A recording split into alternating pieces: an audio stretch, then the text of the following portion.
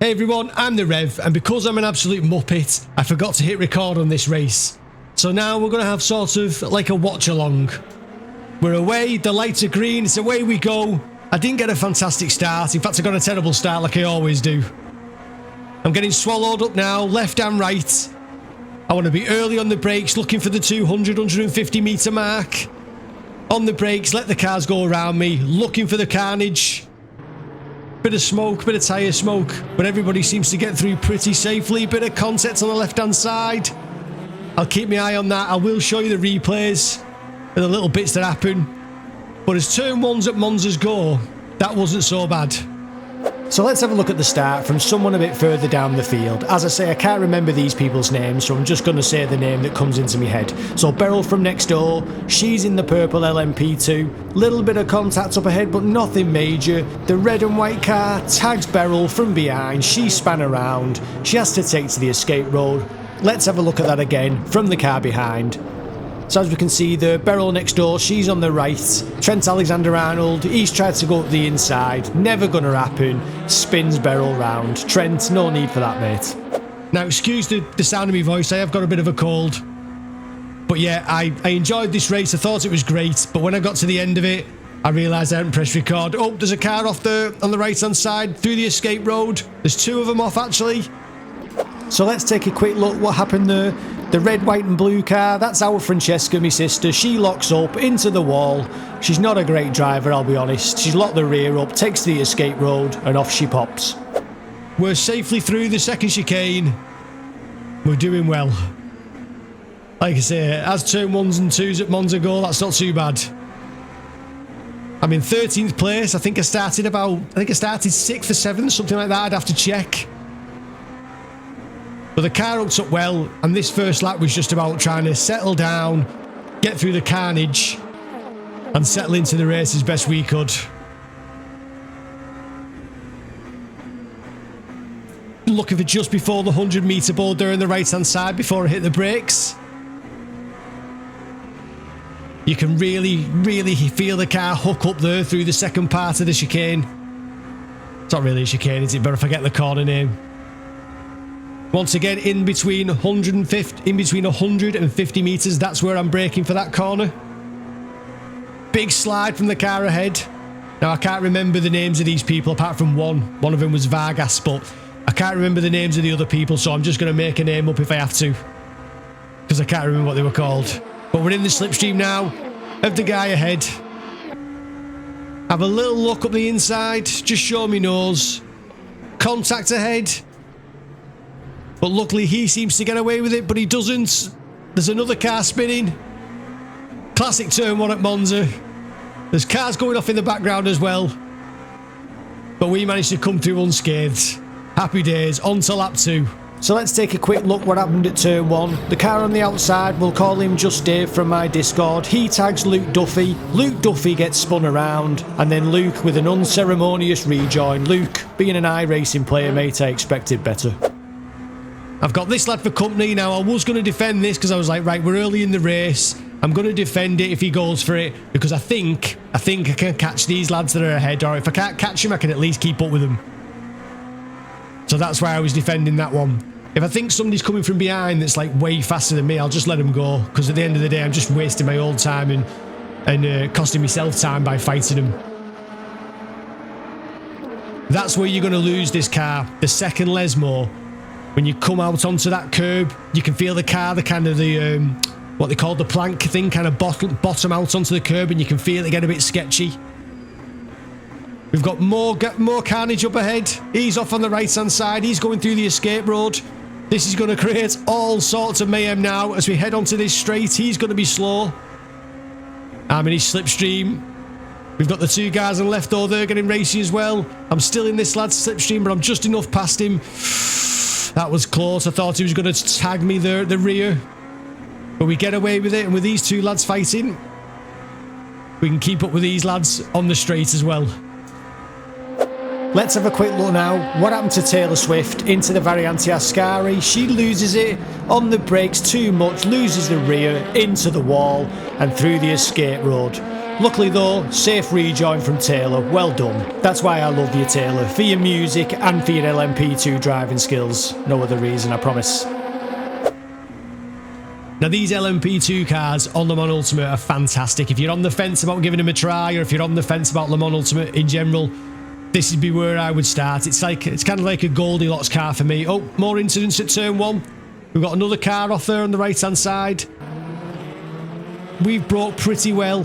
He's quite squirmy, him in front. He's quite squirmy. I think his car was, I don't know if it's set up or the way he drove or whatever, but he was definitely very squirmy at times. Very sketchy on the power. But yeah, these cars, they're like Goldilocks cars. They're not too fast, they're not too slow. They're just right for me. Absolutely just right. That was a decent exit there, onto the second chicane. What I need now is some decent Lesmos. I think I was struggling with Lesmo 1 more than 2. Although that one wasn't too bad.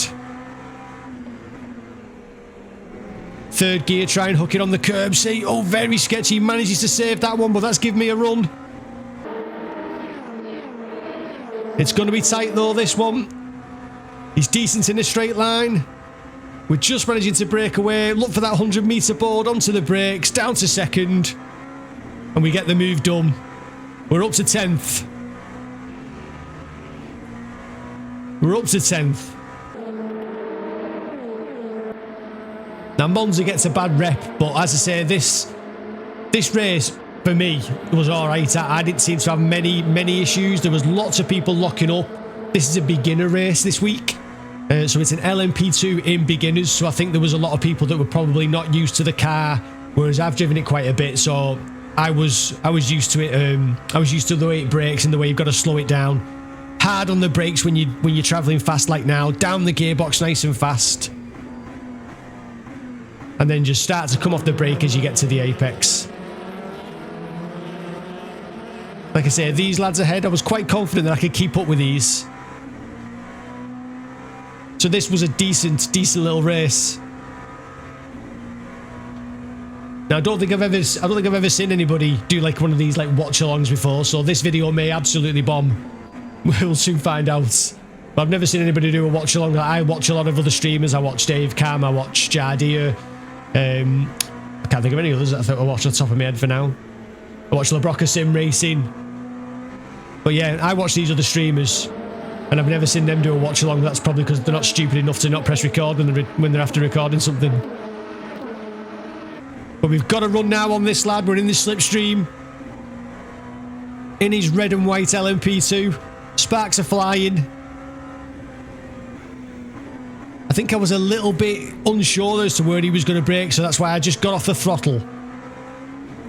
But I knew that we were going to get a run now out of here. Took right up.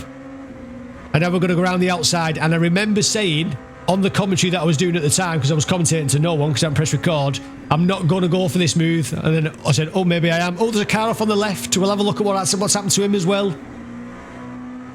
I will have a look at all these incidents as they go on. But we've got the move done. We're up to 8th. That's because that car just exited the building on the left-hand side. So 2 places in 1 corner. But we're up to 8th place. So let's have a quick look now. What happens to Dwight from the American office?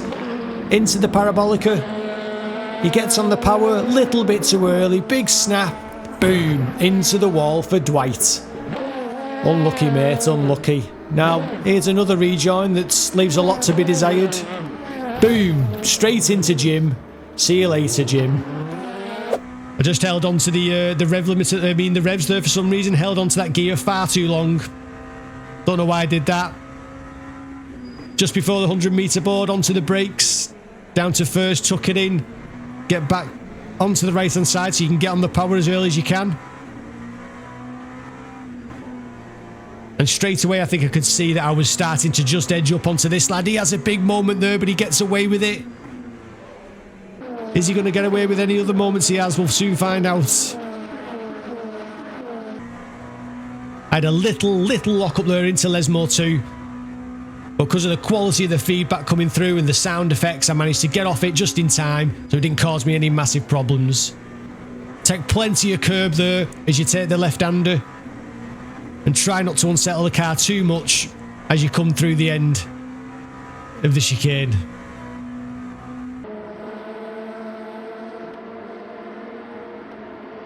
In between 100 and the 50 metres, I can see the lad in front, he was locking up. And I was quite confident that I was going to get him.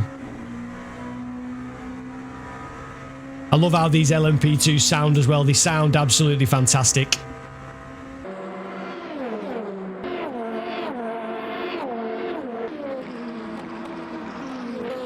Late on the brakes. Into turn 1. That wasn't the finest. I didn't get on the power as early as I would have liked. But I was definitely gaining. I was definitely gaining. And I thought maybe there was a 6th place maybe on for this race. We're being 8th now. Mind you, I can see 5th, but I was thinking about 6th. Too late on the brakes there. Cock up the first part of it. But I managed to get it tucked back for the second part. We need some good Lesmos here now, Rev. And that was alright. It wasn't the best. Another little lock up. Managed to get it tucked back. There's a car ahead. He's lost it. Does a pirouette. But luckily, we got through. Woo. Thought he was going to reverse or end up reversing back, and I was just going to clean him out, but we got away with that one. And that's 7th place. Let's have a quick look what happened in Lesmo 2. So Ginger Spice here, Jerry Horner, she gets on the curb, she's lost the rear, does a good pirouette, but she manages to do a nice safe rejoin. She's absolutely fuming in the helmet there, I know she is. These LMP2s were definitely catching people out. You say they are difficult, they're difficult to drive, they've got great force feedback. And when the downforce comes on, you can really feel that downforce, so you can really feel the car hook up. But at slow speeds, they've not quite got as much. Big squirm from the guy ahead as well. He's had another squirm and he's gone. Big snap. And that's the wall. That's the wall. We're up to 6th place.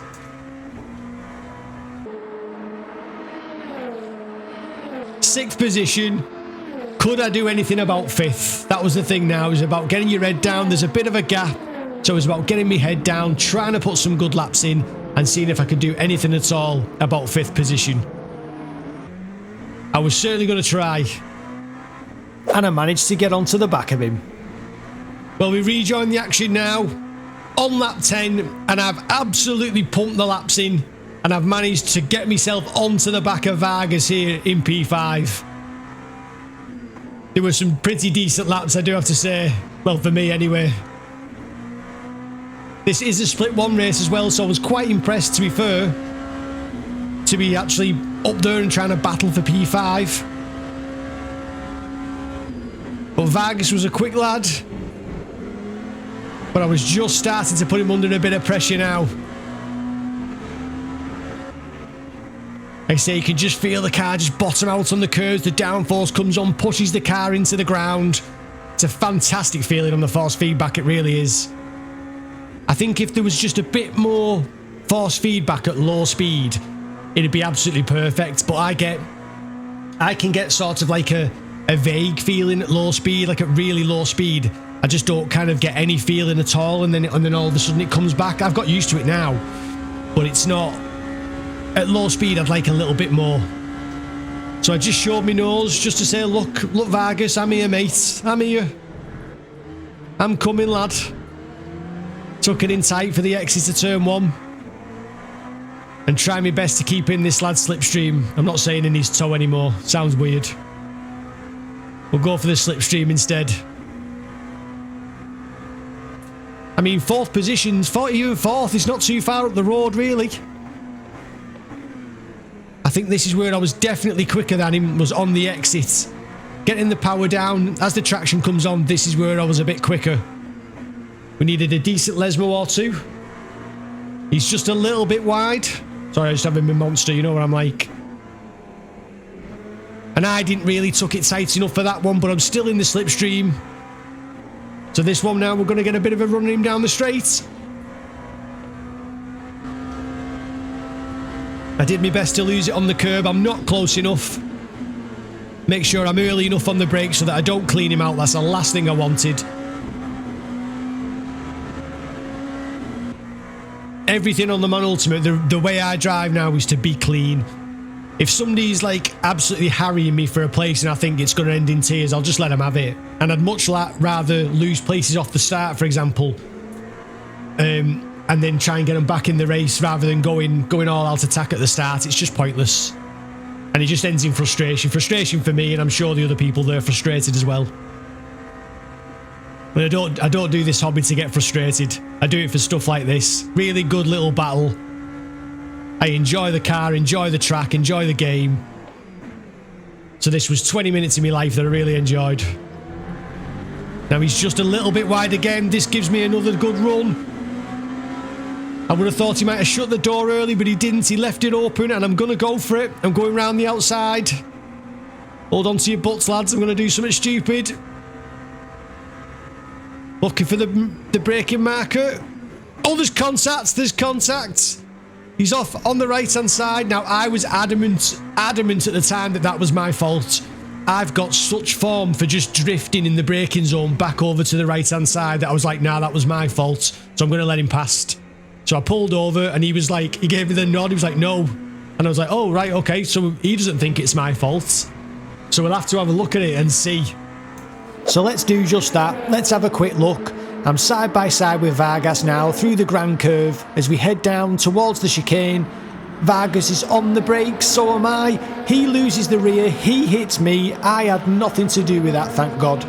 However, I was convinced at the time it was my fault, so I did pull over to try and let him past. But kudos to Vargas there, because he didn't just accept the place, he accepted it was his fault, he hit me. Some really honest driving there from Vargas, really appreciated. Thanks, mate. As we round the Parabolica for the last time. Across the line. And that's a 5th position in Split 1. We will take that every day of the week. And with that, let's have a quick look at the results. The driver rank went up, the safety rank went up, so we can't really complain. That'll do. That'll do, Donkey. That'll do. My apologies for not pressing record. I hope you enjoyed the video. As always, I've been the Reverend. Thank you very much for watching.